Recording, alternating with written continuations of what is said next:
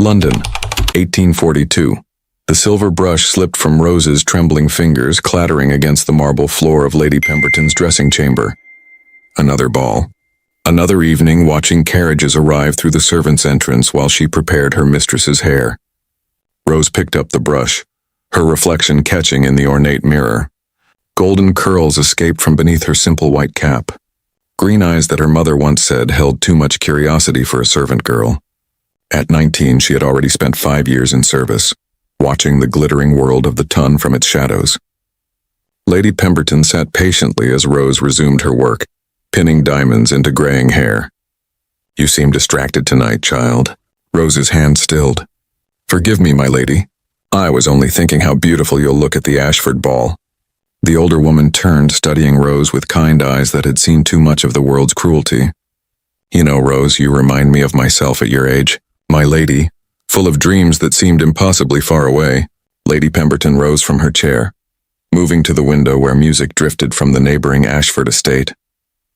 "I wasn't always a lady, you know. My husband elevated me when we married. Before that, I was merely the daughter of a country vicar." Rose's heart ached with a longing she couldn't name. "At least you had a chance, my lady." "Yes, I did." The carriage arrived, and Rose helped her mistress into her evening cloak. Lady Pemberton paused at the door. "I'll be quite late. Don't wait up for me, dear." The door closed with a soft click. Rose stood alone in the elegant chamber, surrounded by silk and jewels that would never be hers. The music from the Ashford estate grew louder, a waltz floating through the night air like a siren's call. She moved to the window. Carriages lined the street. Ladies in jeweled gowns swept up the grand staircase. Gentlemen in dark tailcoats bowed and offered their arms. A world so close she could touch it through the glass, yet infinitely far away. Rose turned from the window, intending to retreat to the servants' quarters. But her eyes fell upon the wardrobe. Lady Pemberton's wardrobe. The door stood slightly ajar, revealing a glimpse of emerald silk. No, she shouldn't even think it. But her feet moved of their own accord. Her fingers trembled as they touched the fabric. The gown was new, ordered from Paris but deemed too youthful when it arrived. Lady Pemberton had worn it only once, declaring it better suited for someone Rose's age. The music swelled. A quadrille. Then another waltz. Rose pulled the gown from the wardrobe, holding it against herself. In the mirror, she saw not a servant but a lady. Her golden curls, freed from their cap, tumbled over bare shoulders. The green silk matched her eyes perfectly. What harm could 1 hour cause? She would slip in through the garden entrance. Dance perhaps once, maybe twice. No one would know her there. She'd seen enough balls through cracked doors and servant passages to know how to curtsy, how to hold a fan, how to glide across a floor. Just 1 hour. 1 hour to feel what it might be like to belong. Before reason could reclaim her, Rose was dressed. The gown fit as though made for her. She found silk slippers that pinched only slightly. A simple gold necklace from Lady Pemberton's collection. Nothing too grand. Nothing that would be missed. She studied her reflection. A stranger stared back, a lady. The servants' stairs were empty. The garden gate unlocked. The Ashford estate bordered Lady Pemberton's property, separated only by a low hedge and a forgotten path. Rose's heart hammered against her ribs as she approached the glowing ballroom. Through French doors thrown open to the cool evening air, she could see everything. Crystal chandeliers cast rainbow patterns on the walls. Couples spun in perfect synchronization. Laughter bubbled like champagne. She slipped inside. No one looked twice at the young lady in emerald silk. She was simply another debutante, another hopeful seeking a match. Rose accepted a glass of lemonade from a passing footman, marveling that he bowed to her. She found a quiet corner near a potted palm, content to watch. This was enough. More than enough. Then she saw him. Duke Alexander Hartwell was bored. Monumentally, catastrophically bored. He stood near the card-room entrance, watching the fifth identical debutante of the evening parade past in white muslin and pearls. Each one smiled the same practiced smile. Each one's mama hovered nearby like a hawk eyeing prey. At 32, Alex was the most sought-after bachelor in London. Not merely for his title, though the dukedom of Hartwell was among the oldest in England. Not merely for his wealth, though his fortune could buy half of Mayfair. No, women pursued him because he remained stubbornly, infuriatingly unattached. His friend Lord Pemberton approached with 2 glasses of brandy. Still avoiding the marriage mart, I see. Alex accepted the drink gratefully. Can you blame me? Miss Weatherby just compared my eyes to a summer storm. The fourth weather metaphor tonight. Lord Pemberton chuckled. My wife says you're too particular. Your wife is a saint for tolerating you. Speaking of which, she's looking for you. Something about her cousin's daughter from Bath. Alex groaned. Another one? I'm afraid so. He was planning his escape when he saw her. She stood alone near the palm fronds, a vision in emerald silk. Golden curls caught the light like spun sunshine, but it wasn't her beauty that stopped him mid-step. It was the way she watched everything, not with the calculating gaze of a husband hunter, not with the bored expression of a jaded aristocrat. She watched like someone seeing magic for the first time, like someone who didn't quite belong but desperately wanted to. Who is that? Lord Pemberton followed his gaze. I don't know. I don't recognize her. That was impossible. Between them, they knew every family in the ton. Alex set down his brandy. Introduce me to whom? We don't know who she is. Then I'll introduce myself. Lord Pemberton caught his arm. Alex, that's not done. You can't simply approach an unchaperoned young lady. Watch me. But Alex was already moving through the crowd. The girl hadn't noticed his approach, too entranced by the dancers. Up close, she was even lovelier. Her green eyes reflected the chandelier light like emeralds themselves. She turned suddenly and nearly collided with him. The lemonade in her hand sloshed dangerously. Oh, forgive me, I didn't see you. Her voice was cultured but held a slight nervousness. She dropped into a curtsy that was almost but not quite perfect. The fault was mine entirely. Alexander Hartwell at your service. Her eyes widened. The Duke of Hartwell? Guilty as charged. And you are? She hesitated. Just for a moment. But he caught it. Rose, Miss Rose, Green, like your eyes. I beg your pardon, your name? Rose Green, it suits you. She blushed prettily. You're very forward, your grace, am I? I suppose I am. Dance with me. It wasn't a question. I shouldn't. Why not? Because, she glanced around the room as though looking for escape. That's not a reason, Miss Green, come. He offered his arm. She stared at it as though it might bite. One dance, your grace, only one. We'll see about that. He led her onto the floor just as a waltz began. Perfect timing. She placed her hand in his and he felt something electric pass between them. She danced like a dream, light as air, graceful as water. But there was something untutored in her movement. Something genuine that the other ladies, with all their dancing masters, had lost. You dance beautifully. Thank you. But not often, I think. What makes you say that? You actually enjoy it. Most ladies look as though they're performing a duty. Perhaps I simply enjoy my partner. The words slipped out before she could stop them. Her face flamed scarlet. Do you? She looked up at him through her lashes. You're still very forward, your grace. And you still haven't told me who you really are. Her step faltered slightly. I told you. I'm Rose Green, no family name, no connections.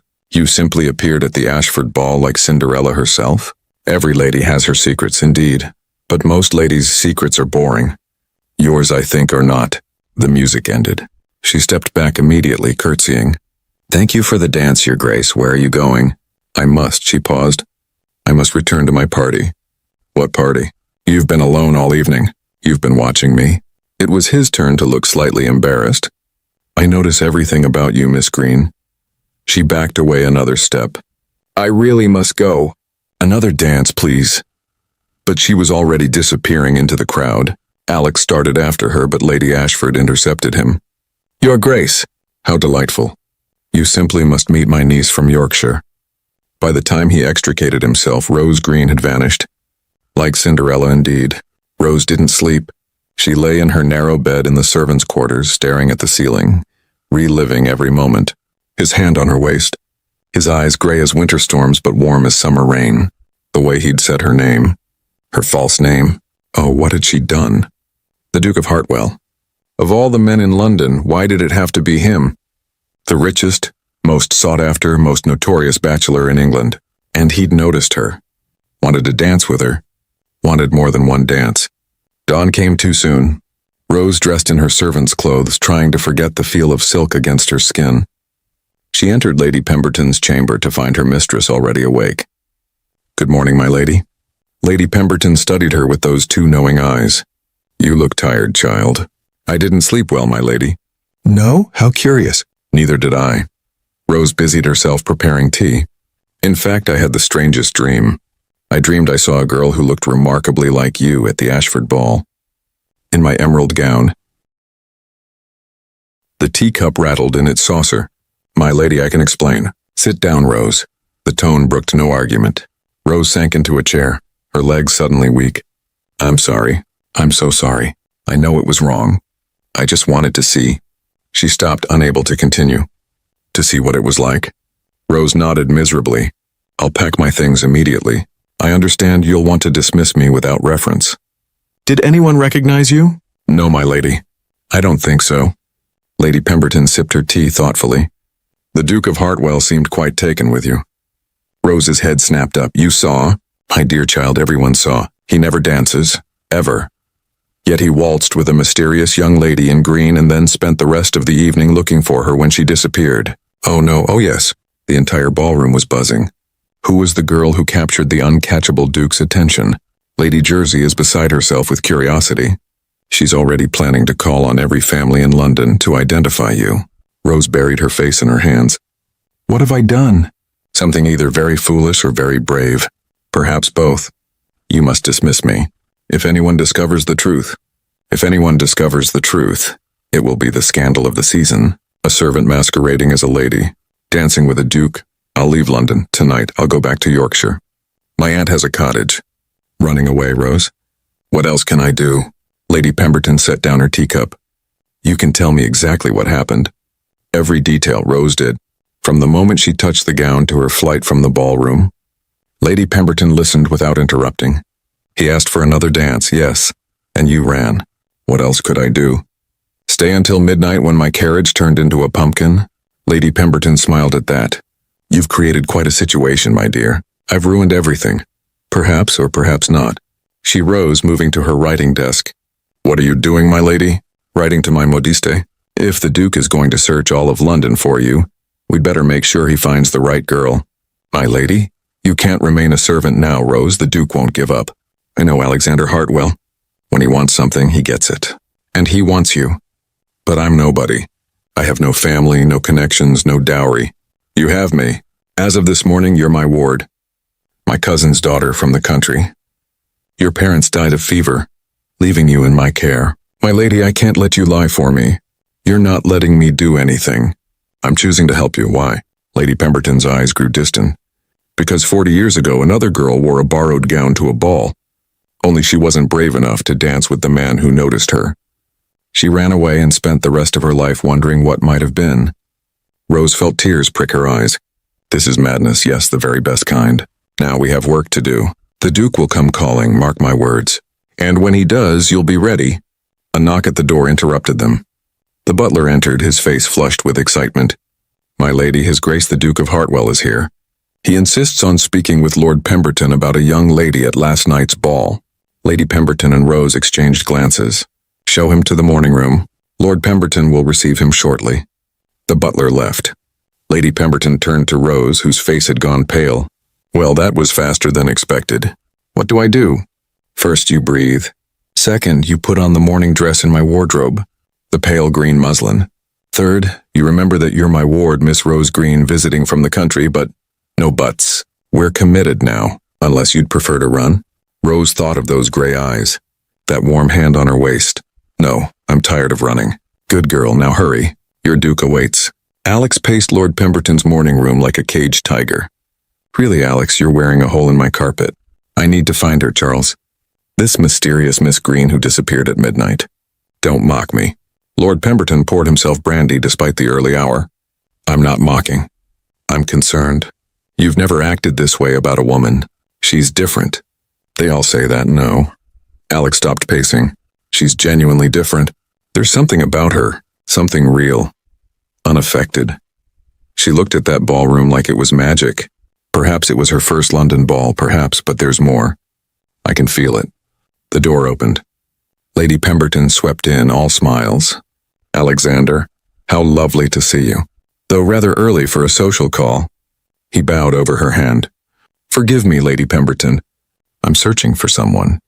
The mysterious lady in green? Yes, Charles told me. The entire ton is talking about it. Do you know her? Lady Pemberton settled into a chair, arranging her skirts. As it happens, I might. Alex's pulse quickened. You do? She's my ward. My cousin's daughter from Yorkshire. Poor dear only just arrived in London. Last night was her first ball. Her name? Miss Rose Green. I need to meet her properly. With introductions, chaperones, everything correct. How unlike you, Alexander.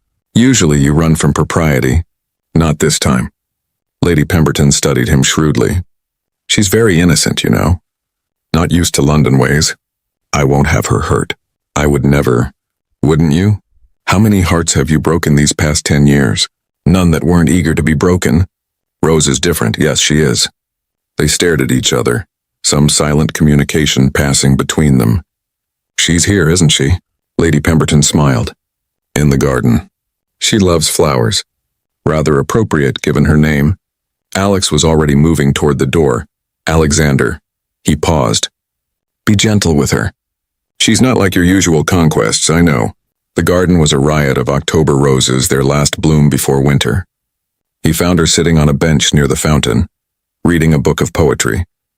She wore simple green muslin that made her eyes even more brilliant. Her golden curls were pinned up properly, though a few rebellious strands escaped to frame her face. She looked up as he approached, and he saw panic flash across her features before she composed herself. Your Grace. She rose and curtsied. Perfect this time. Miss Green. Or should I say Miss Cinderella? I don't know what you mean. You fled at midnight. It was 11:30 actually. He laughed. She had wit too, may I? He gestured to the bench. She hesitated, then nodded. He sat beside her, careful to leave proper distance between them. You left rather abruptly. I had a headache, liar. That's very rude, Your Grace, but accurate. She turned to face him fully. What do you want from me? The directness caught him off guard. Every other lady of his acquaintance would have fluttered and flirted, played coy games. Not Rose, I don't know. It was the truth. That's not very reassuring, I know. They sat in silence for a moment, listening to the fountain. Your Lady Pemberton's ward? Yes. From Yorkshire? Yes, your parents? Died fever. The words came too quickly. Too practiced. I'm sorry for your loss. Thank you. How long have you been in London? Not long, evasive, truthful. He studied her profile, the delicate line of her jaw, the way she bit her lower lip when nervous. Have dinner with me. What, not alone? Properly chaperoned. Lord and Lady Pemberton can come. My sister as well, if you'd feel more comfortable. Your Grace, Alex. Call me Alex, I couldn't possibly. Why not? Because you're a duke and I'm... She stopped. You're what? Nobody special. You're wrong about that. He reached out, almost touching her hand before propriety stopped him. You're the most special woman I've met in years. You don't know me. Then let me have dinner with me. Let me court you properly. Court me? The shock in her voice was genuine. Why do you sound surprised? You must know I'm interested. But you could have anyone. Any lady in London. I don't want any lady. I want you. She stood abruptly. I should go inside, Rose. The use of her first name stopped her. I don't understand this any more than you do. But I felt something last night. When we danced. Tell me you didn't feel it too. She turned back and he saw tears threatening in those green eyes. What I felt doesn't matter. It's the only thing that matters. No, reality matters. Propriety matters. The difference between us matters. What difference? You're a lady. I'm a gentleman. You're a duke, a title.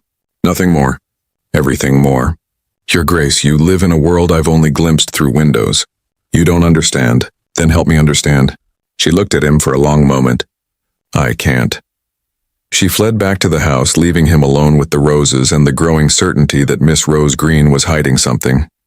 Something significant. And he was going to find out what. The gossip sheets were merciless. Who is the mysterious Miss Green? Lady Whistledown society papers screamed from every breakfast table in Mayfair. Last night's ball at the Ashford estate provided the season's most intriguing mystery. His Grace, the Duke of Hartwell, who famously never dances, was seen waltzing with an unknown young lady in green. The lady vanished before midnight, leaving the Duke visibly distressed. This author has learned she is one Miss Rose Green, ward of Lady Pemberton. But who is Miss Green really? And what power does she hold over London's most elusive bachelor? Rose crumpled the paper in her fist. I can't do this. Lady Pemberton took the paper from her, smoothing it out. Yes, you can. They'll investigate. They'll find out I'm nobody. You're not nobody. You're my ward now, a lie, a necessary fiction. Rose paced the morning room, her anxiety mounting with each step. He's calling again this afternoon. For the third time this week. I keep refusing to see him, which only makes him more determined. Lady Pemberton was right. The Duke had become increasingly persistent, sending flowers daily, calling every afternoon, even writing poetry. Bad poetry, admittedly, but the effort was touching. He out eventually. Perhaps. Or perhaps he'll fall so deeply in love that it won't matter. This isn't a fairy tale, my lady, isn't it? A servant girl catches the eye of a prince. Sorry, a duke, he pursues her relentlessly. It sounds exactly like a fairy tale. In fairy tales, the servant girl is secretly a princess. Oh dear, in fairy tales, love conquers all. A commotion in the hall interrupted them. Raised voices. A door slamming. Lord Pemberton entered, his face grave. We have a problem. Rose's heart sank. Someone knows, not yet. But Lady Ashford is suspicious. She's been asking questions about your background. She's written to every prominent family in Yorkshire. Oh, God. Lady Pemberton stood. How long do we have? A week, perhaps 2. That's not enough time. Time for what? Lord Pemberton looked between his wife and Rose. You can't seriously mean to continue this charade. What choice do we have? If the truth comes out now, Rose will be ruined. We'll be ruined for perpetrating the deception. Then send her away, tonight, back to Yorkshire. No. Both women turned to stare at Rose, who had spoken with surprising firmness. I won't run. Not again. Rose, be sensible. I've been sensible my whole life, my lord. I've kept my place. I've served quietly. I've accepted my lot. And for one night, just one night, I dared to dream of something more. That dream will destroy you. Then let it. At least I'll have lived. Lord Pemberton sank into a chair. The Duke won't forgive this deception. No, he won't. Rose's voice was steady now. But I won't compound one lie with another. I'll tell him the truth. Absolutely not. My lady, I must. He deserves to know. He'll expose you to the entire ton. Rose thought of those gray eyes. The gentle way he'd spoken to her.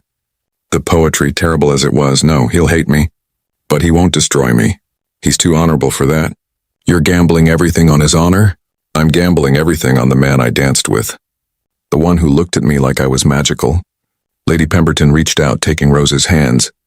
My dear girl, you're in love with him. It wasn't a question, yes, and you think he loves you? I think he loves who he believes me to be. Whether that's enough? She trailed off. Only one way to find out. Lord Pemberton stood. This is madness, yes, his wife smiled. The very best kind. When will you tell him? Tonight. He's invited us all to dinner at Hartwell House. I'll find a moment alone with him. Rose, once you tell him, there's no going back. I know. He could react very badly. I know, you could lose everything. My lord, with respect, I have nothing to lose. I'm a servant with ideas above her station. At worst, I'll return to being exactly what I am. And at best, she thought of that waltz. That perfect, impossible waltz. At best, I'll have had one beautiful dream come true. Even if only for a moment. Hartwell House was even grander than Rose had imagined. The entrance hall alone was larger than Lady Pemberton's entire ground floor. Marble columns soared to painted ceilings where cherubs frolicked among clouds. Every surface gleamed with gold leaf and crystal. Rose felt like a sparrow in a palace of peacocks. Breathtaking, isn't it? Alex appeared at her elbow, devastating in evening dress. Overwhelming, that too. Come, let me show you the conservatory before dinner. You did say you loved flowers. He offered his arm. After a moment's hesitation, she took it. The conservatory was a glass paradise.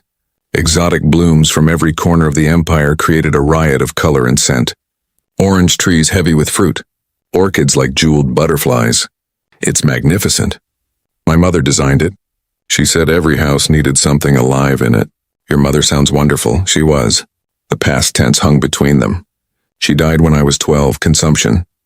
I'm sorry. He led her to a bench surrounded by jasmine. Tell me about your parents. The lie stuck in her throat. I'd rather not. Painful memories. Something like that.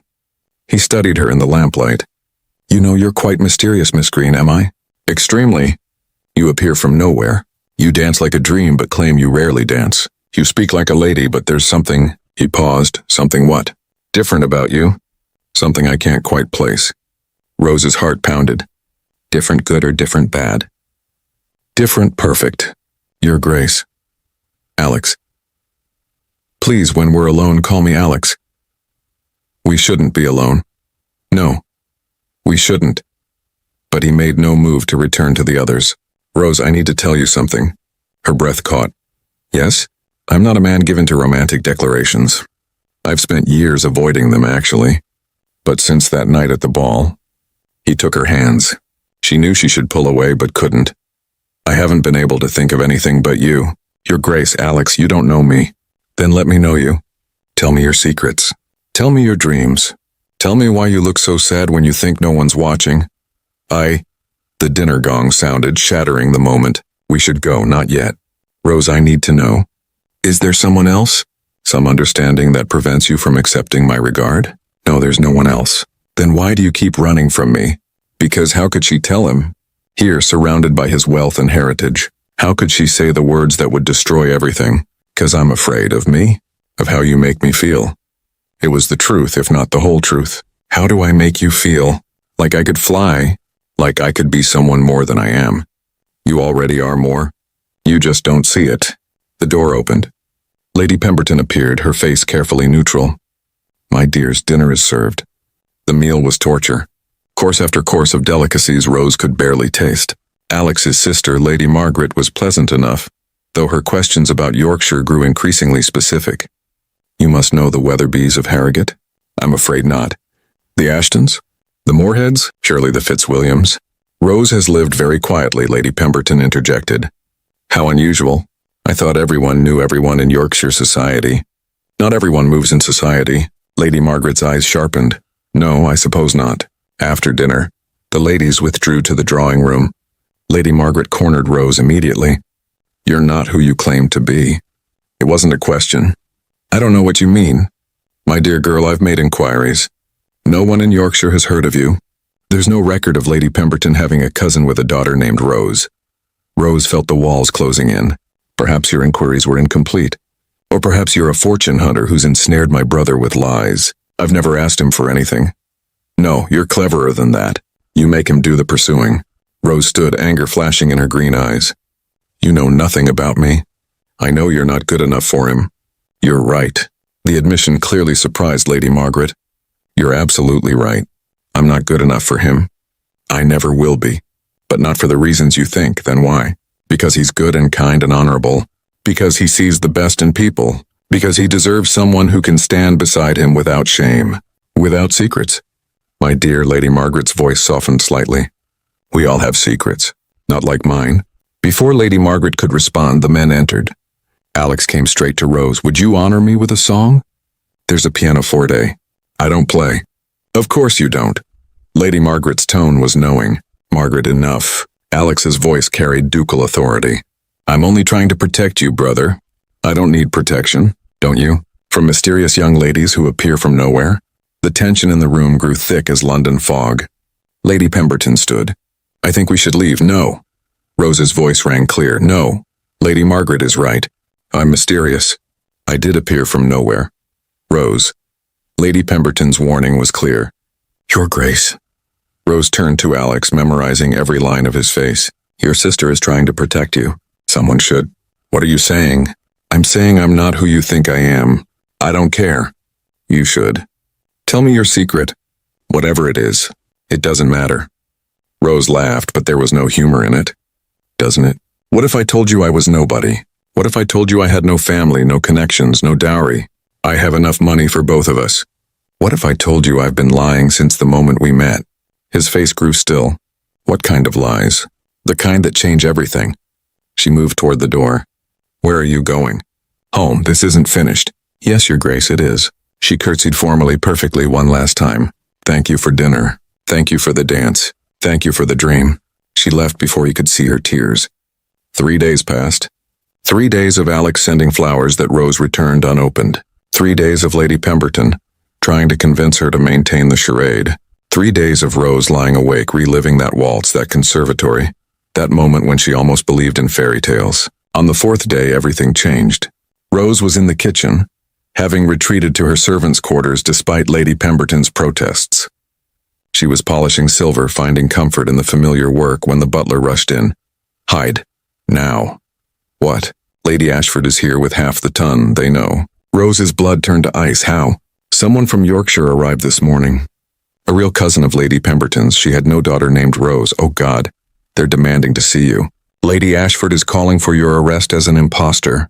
Rose set down the silver polish with trembling hands. "Where's Lady Pemberton?" "Trying to delay them. But Rose, you must run. The back stairs, no."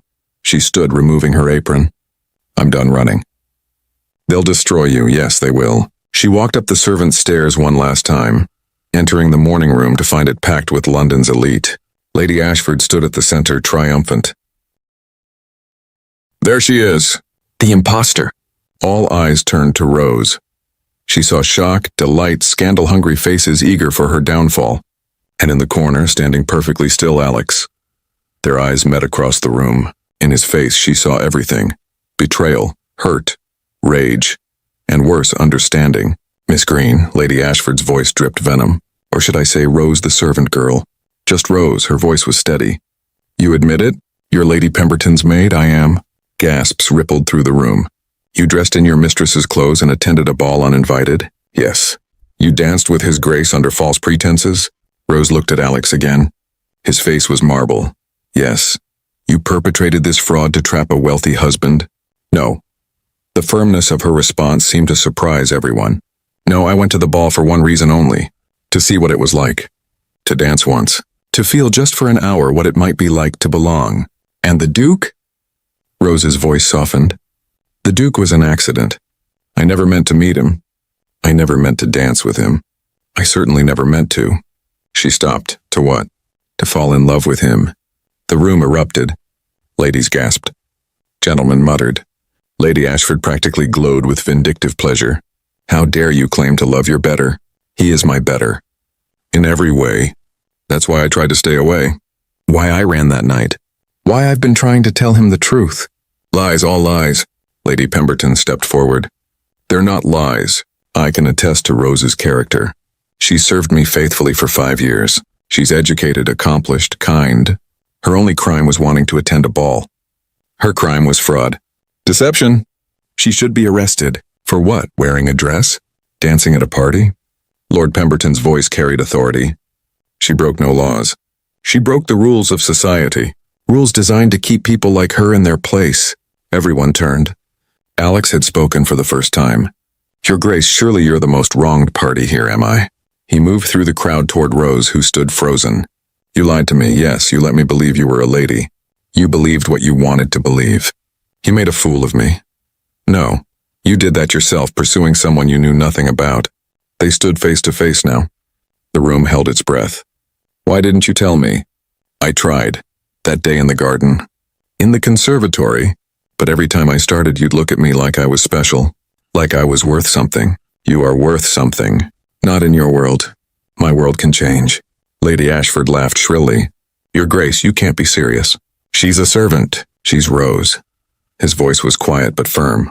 "That doesn't change who she is. No, it doesn't." He reached out, tilting her chin up. "You're still the woman who danced like she was flying. Who looked at that ballroom like it was magic. Who made me feel something I've never felt before." "Alex, don't. Why not? You said you loved me. Did you mean it?" "You know I did. Then nothing else matters." "Everything else matters. Your family, your position, your duty. I decide my duty. And my family can accept my choice or lose me. You'd give up everything for a servant girl? I'd give up everything for you. The question is, will you let me?" The room seemed to spin around Rose. This wasn't how the story went. The prince didn't choose the servant. The Duke didn't defy society. "I can't let you destroy yourself for me. Then let me elevate you instead." To Alex's shock and everyone else's, he dropped to one knee. "Rose Green, or whatever your real name is. Will you marry me?" The room exploded. Lady Ashford fainted. Lady Margaret gasped. Lord Pemberton reached for his brandy. And Rose. Rose did what she always did when overwhelmed. She ran. Alex found her in Hyde Park, sitting by the Serpentine, feeding bread to the ducks. "You're predictable. And you're persistent." He sat beside her on the bench, maintaining proper distance despite the impropriety of the entire situation. That was quite the exit. I'm good at those.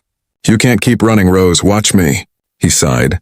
I made a rather public proposal back there, which you'll retract once you come to your senses. What if I don't want to come to my senses? She finally looked at him. Alex, be rational.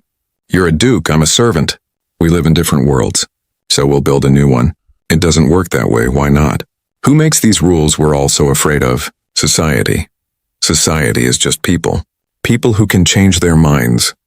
Not about this. A duke marrying a servant? It's unprecedented. Good, I hate being ordinary. Despite everything, Rose smiled. You're many things, Your Grace, but never ordinary. Back to Your Grace, are we? What else should I call you? How about husband? Alex, I'm serious, Rose, deadly serious.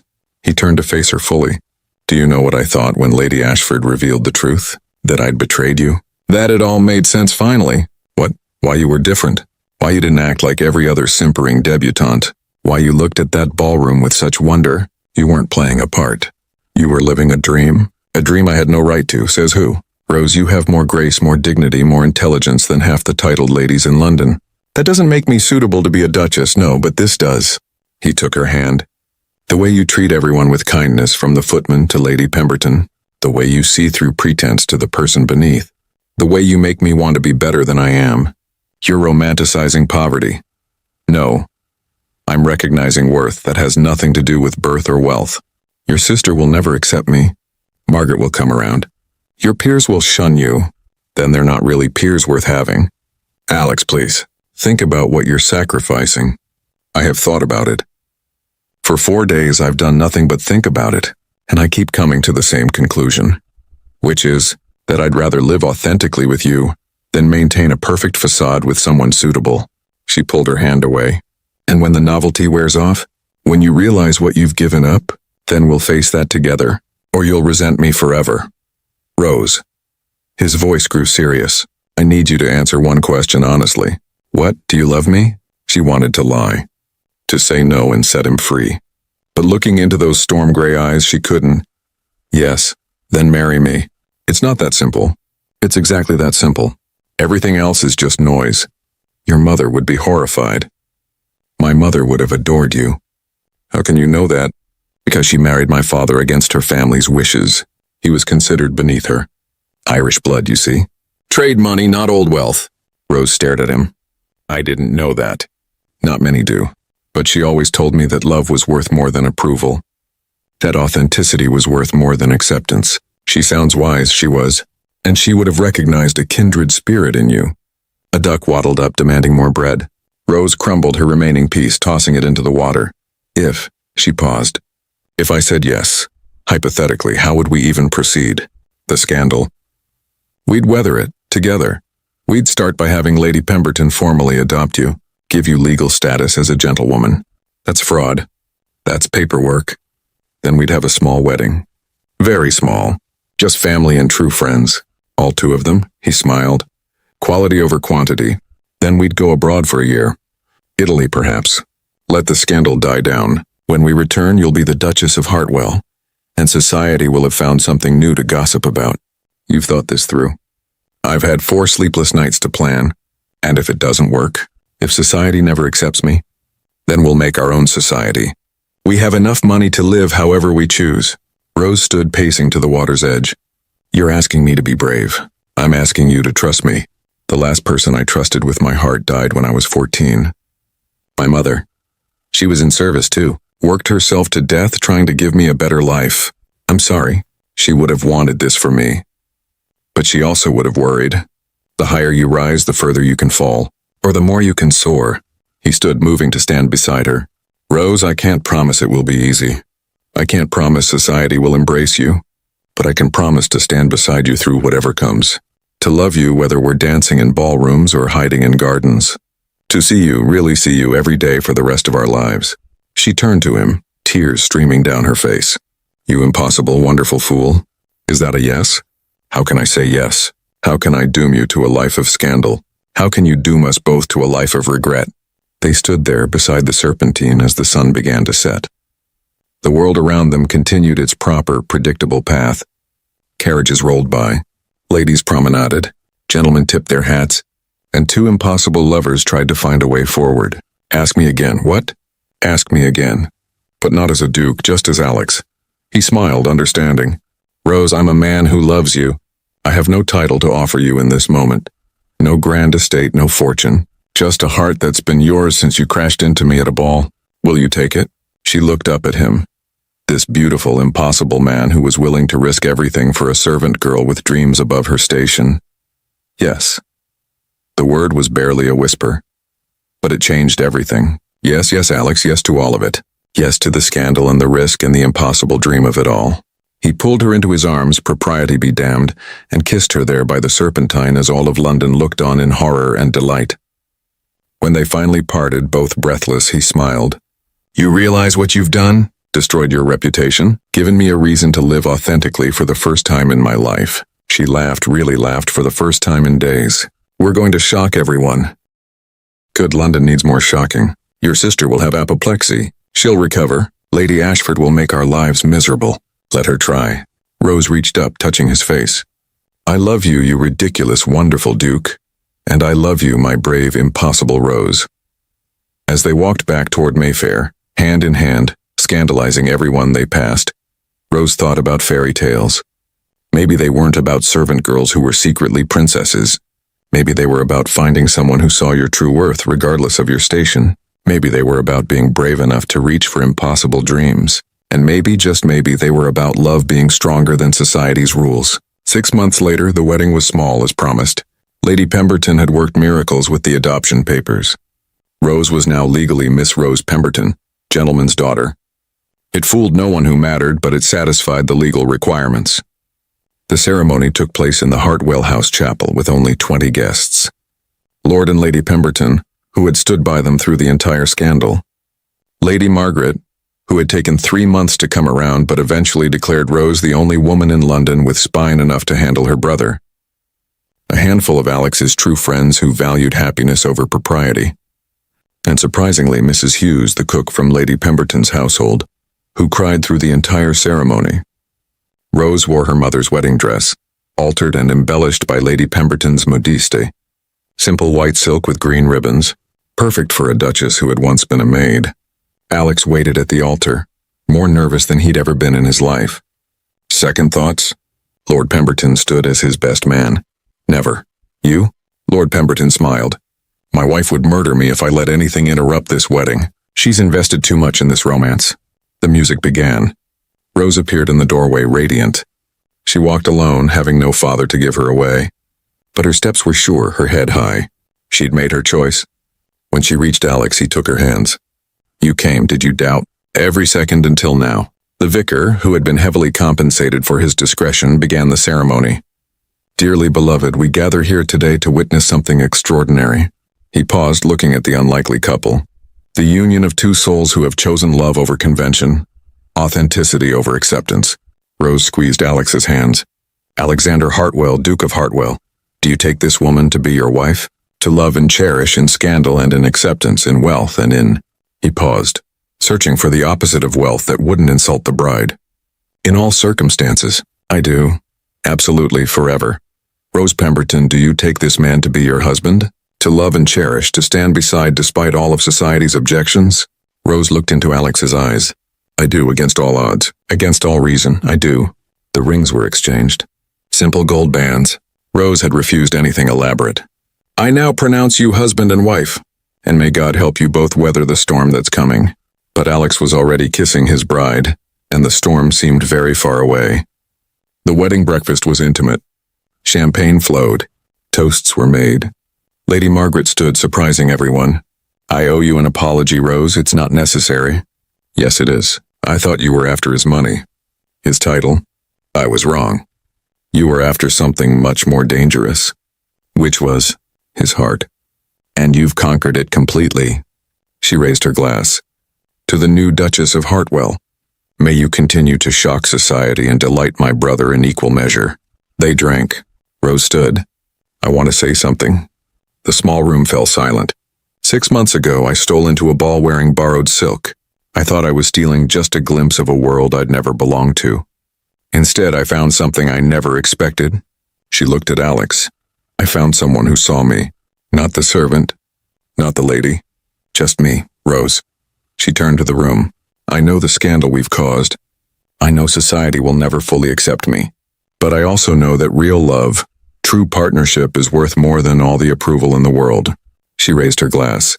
To those brave enough to choose love over convention, to those who see worth beyond titles, and to my husband, who gave up everything to gain something real.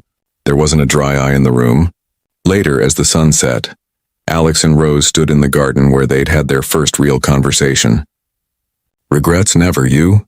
Well, your poetry needs work. He laughed. I'll practice. We leave for Italy tomorrow. I know, a year abroad, then back to face society. We don't have to come back. Rose looked at him. Yes, we do. Running forever isn't living. We'll come back and we'll face them all. The whispers, the cuts, the closed doors. Together. Together. They stood in comfortable silence, watching the stars appear. Rose? That night at the ball, when you wore the green dress, what were you thinking? That I wanted to know what it felt like to be seen as valuable, as worthy, and now I know that worth doesn't come from what others see. It comes from who we choose to be. He pulled her closer. Who do you choose to be? Yours.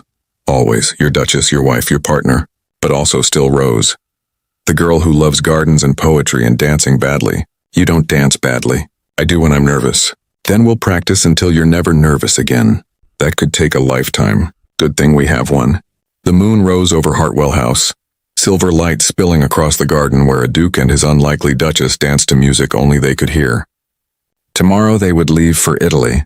In a year they would return to face society's judgment. Some doors would close. Others would open. There would be those who never accepted them, and those who admired their courage. But tonight in this garden none of that mattered. Tonight, there was only the truth they'd fought so hard to claim. Love was stronger than convention. Worth wasn't determined by birth. And sometimes, just sometimes, servant girls in borrowed silk could become duchesses. Not because they were secretly princesses, but because they were brave enough to be themselves. The Duchess of Hartwell was hosting tea. This alone would have been unremarkable except for the guest list. Seated in her morning room were 3 duchesses, 2 countesses, and Lady Jersey herself, one of the fearsome patronesses of Almack's.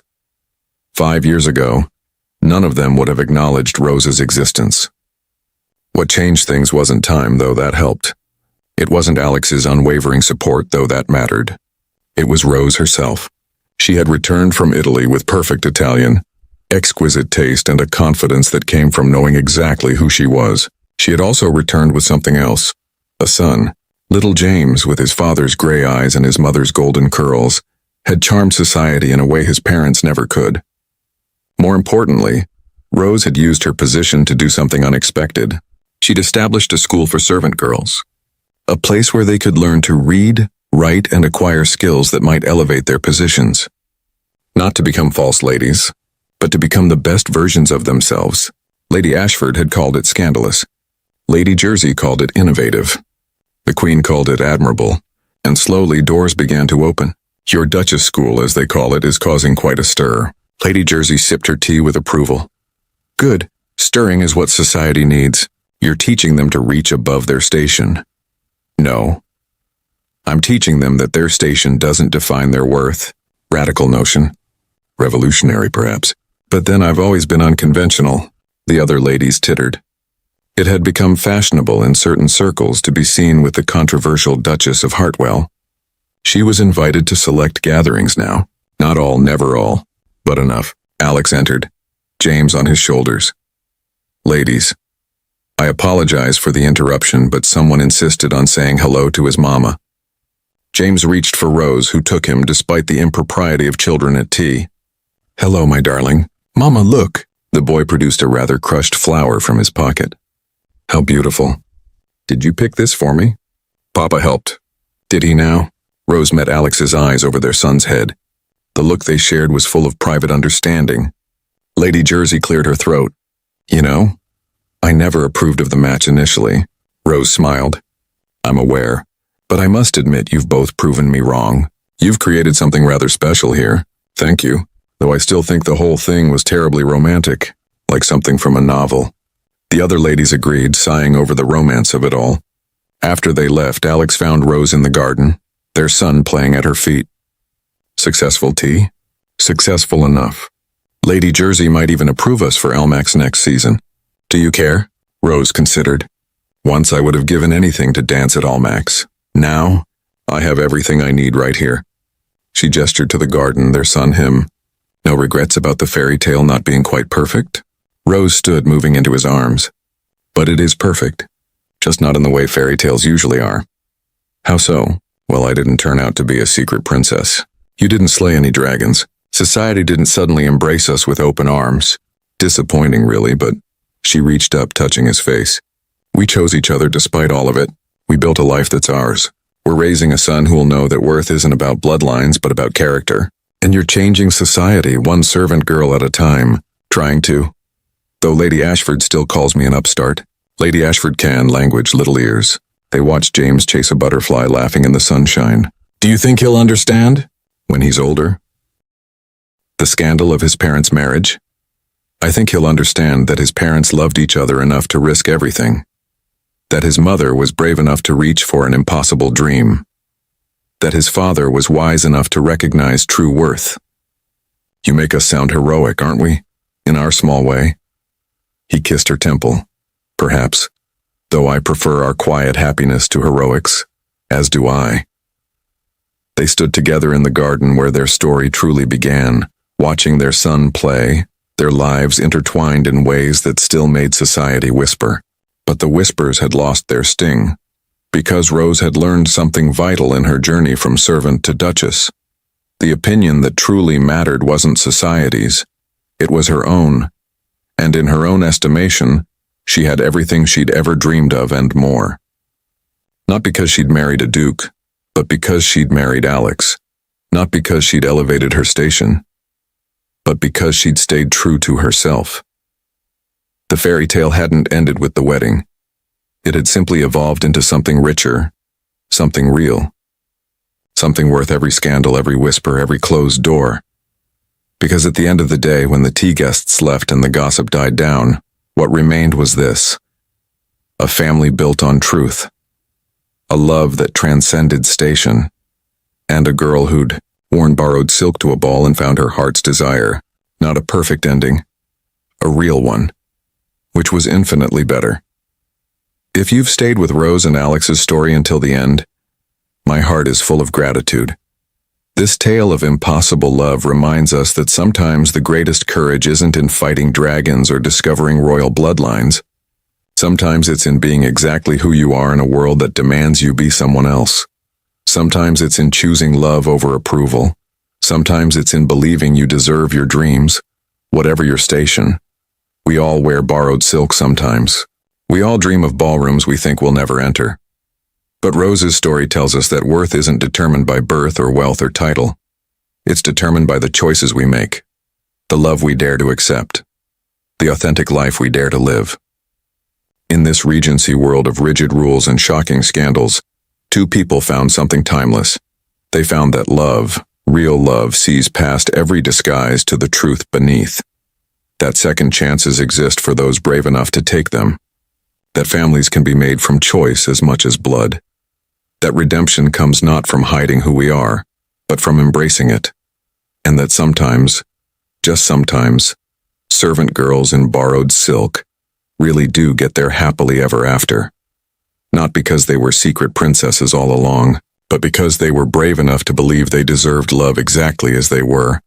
May we all be so brave.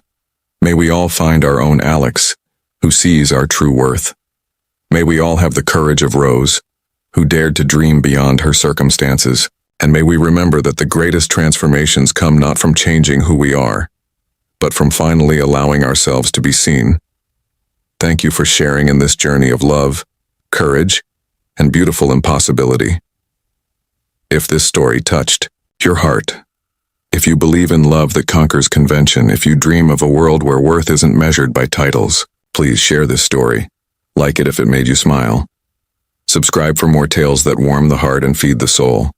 Comment with your favorite moment, or tell me, do you believe servant girls in borrowed silk can find their happily ever after?